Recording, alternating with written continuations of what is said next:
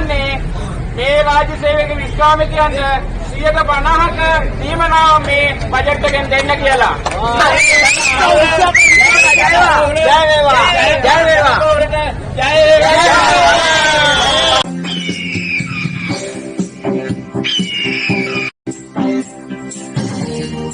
දේශීය වශයෙන් අපේ එකමුතුකම ශක්තිය පෙන්වන්න කටයුතු කරලා තියෙනවා. අද දවසේ අපි මුළු රටේම ගිරල්ලා නැවි කොළඹ කළුතර දක්වා දිස්ත්‍රික්කවල එකමුතුව. ඒකද ඉලෙක්ට්‍රෝනික දායකත්වයෙන් ඉස්මයි මේකේ දිස්ත්‍රික්කයේ උද්ඝෝෂණය. ඒකේ ඊළඟ උද්ඝෝෂණය මාතර දිස්ත්‍රික්කයේ තියෙනවා. මාතර උද්ඝෝෂණයට අපි උපරිම සහාය දෙමු. අපි ආණ්ඩුවට පෙන්නමු. ලංකාවේ ඕන හත්තිපාලක කියලා අරගල කරන්න සමත් කරන්න ජවයෙන් කියන තීරණයක් තමයි විශ්වවිද්‍යාලවල ඉස්ලාමිකයන් කියන්නේ කියලා. ඔබට පුළුවන් සමදාමත් මේ ප්‍රශ්න ඉදිරියේ මුහුණ රකිමින් ඉන්න. හැබැයි ඒකත් කළ මොන හරි කියන්නේ. වාරයක් එනවා නම් ඉස්සරට දෙවාරයක් එනවා කියලා කතාවක් තියෙනවා. මේ රටේ ඉදිරි කාලය මැතිවරණ කාලයක්. ඒ මැතිවරණ කාලෙදී අපේ වාරේන බව අපි දන්නවා. ආණ්ඩුවට අපි පෙන්නලා තියෙනවා දිවෙන පුරා අපේ සංවිධානාත්මක ශක්තිය කුමක්ද කියලා.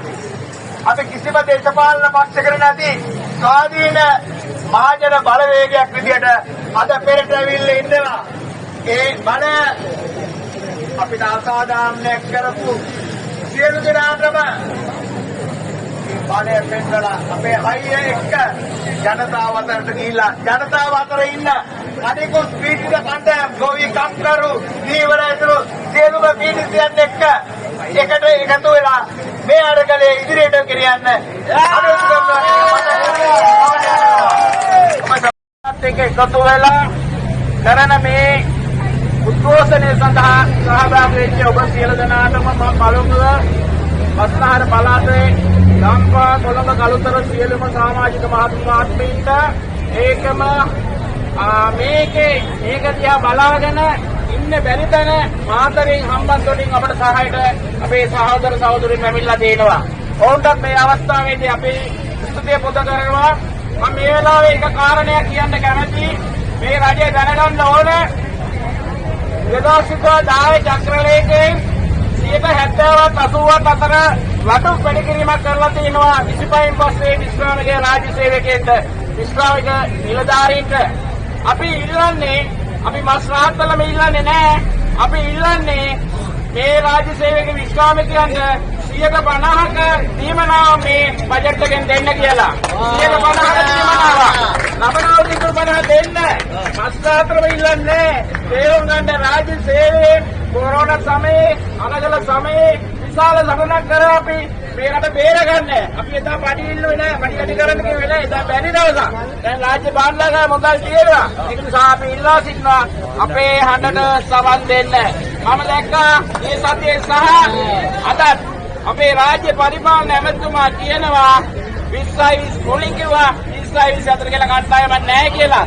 අවුරුදු එකමාරක් ගියා 20 කණ්ඩායමක් ඉන්නවා කියලා තේරුම් ගන්න. දැන් කියනවා පොඩි ප්‍රශ්නයක් තියෙනවලු.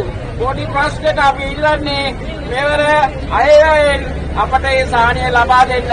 එහෙම නැත්නම් අපි දිවන පුර ඊට වඩා විස්තරවත් එකතු වෙලා 1,54,000 එකතු කරලා විශාල සංවිධානයක් හදලා බලන්න පුළුවන් ආණ්ඩුවට මේ විශ්‍රාමිකයෝ කොන්ද බල දින කණ්ඩායම මේ කොන්ද කඩන්න කාටවත් බෑ. අපි එකවල නැගී සිටලා අනාගතයේදී මහා ජනපෞරක නැගී සිටවා ඒක කිසි කෙනෙකුට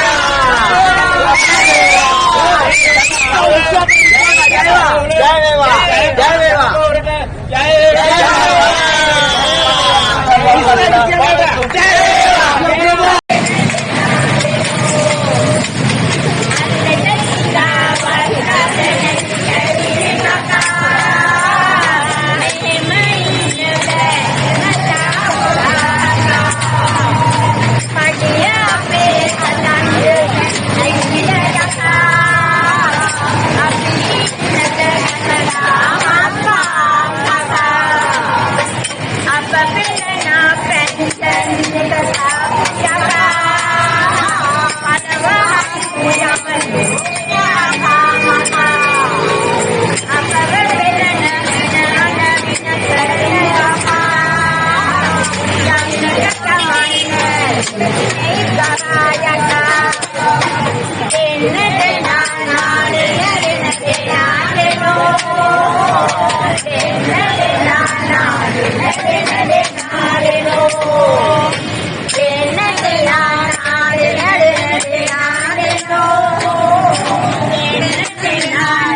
දෙන දෙන දෙනාටෝ